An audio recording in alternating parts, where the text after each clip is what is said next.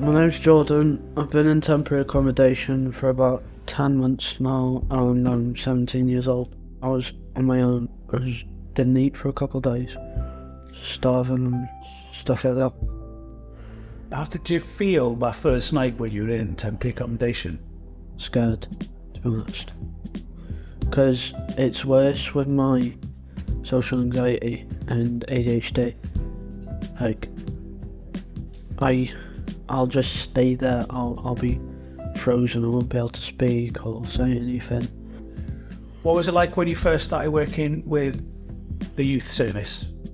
Got better straight away because I was able to go somewhere where I wasn't just sat in my room doing nothing, and I was actually eating all meals, proper home cooked meals.